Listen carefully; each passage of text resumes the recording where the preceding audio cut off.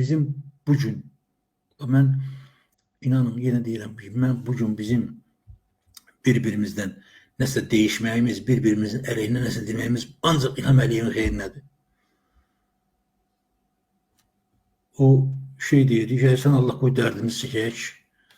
Yani biz bugün bu derdi görürsən, deyək ki, bu Mehriban Əliyeva iki eşeğin arpasını bölə bilməyəni görürsən, bu o kadar dibil adamdır ki, yani xəstədir bu adam.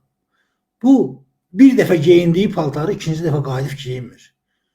Yani bilirsiniz, özü de bilir ki, mesele burasındadır ki, bilir ki bu milleti xalqı əsəbləşdirir. Öz qəsdən hər dəfə hemen o aldığı paltarların da her birinin elə belə en aşağı qiyməti 30.000'dir. Baxın. O deyək, mən fəxr edirəm ki, Azərbaycana dəxli yox deyil, bunların heç birinin. Yani söhbət ondan getmir ki, bu ermənidir, Kürtdür, falan da, inanın mənə yox. Azərbaycanda elə Kürt, elə Rus, elə nə bilim deyək ki, bax mən şəxsən və yaxud da başqa hansı millətdən olsun fərq eləməz adamlar görmüşəm ki, onlar Azərbaycanın özündə olan adamlardan 1000 dəfə mərddir. Yəni onlar öz torpaqlarının qeyrətini çəkməyə bilirlər. Yəni onlar bilirlər ki, onlar Azərbaycanda doğulublar. Necə bu yaxınlardan bir Rus qadını Lugansk deyildi, haradasa Ukraynada.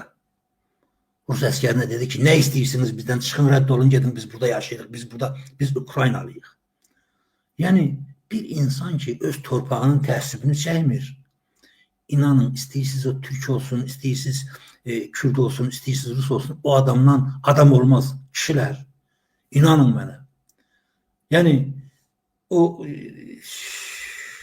Yevrey qardaşımız var deyə şəhid olan. Adı neydi onun? O tankist.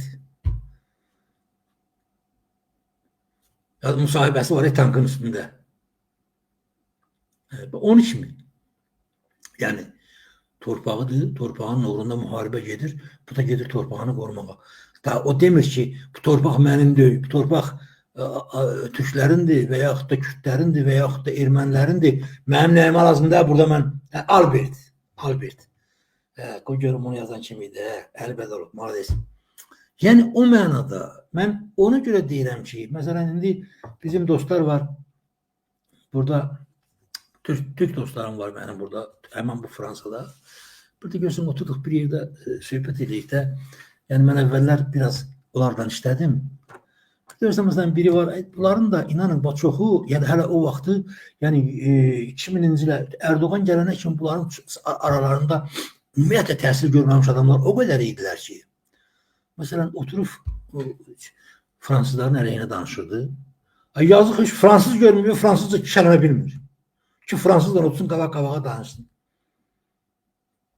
Yəni, deyirdim, ayıbdır, sən gəlmişsən buraya, əgər sən deməli, ölkəni qoyub bura gəlibsənsə, deməli, bura sən Türkiyədən yaxşıdır da, sən gəlmişsən burada pul qazanırsan və sənə imkan verirlər burada, sən Türkiyə buradan yaxşı olsa heç vaxt bura gəlməzsən. Və sən bu torpaqda, bu torpağın çörəyini yiyirsənsə, sən ona sayğı ilə yanaşmalısan, əziz qardaşlar. Bilirsiniz, indi İlham Əliyev gədədir. Gədədən bəy olmaz. İlham Əliyev anlamır onu. İlham Əliyev yəqin ömrünün axırına kimi onu qanmayacaq. Qanmayacaq ki, insan çörəkliyi qabın içine tüpürməz. Yəni, bu dünyanın hər yerində eylədir. Hər yerində qəbul olunmuş şeydir ki, insan əgər sən doğrudan da bu torpaqda böyüyüb, bu torpağın çörəyi ilə böyüyüb, bu torpağın neymətlərindən böyümüsənsə və bugün sən bu torpağa görə şəxsiyyətsənsə, sən o torpağın üstündə yaşayan insanlara qarşı namərdlik eləməyə haqqın yoxdur. Diktatorluq elə, mən sana bir söz demirəm. Amma diktatorluq hakimiyyətdə qalmaq üçün kişi kimi elə. Yoxsa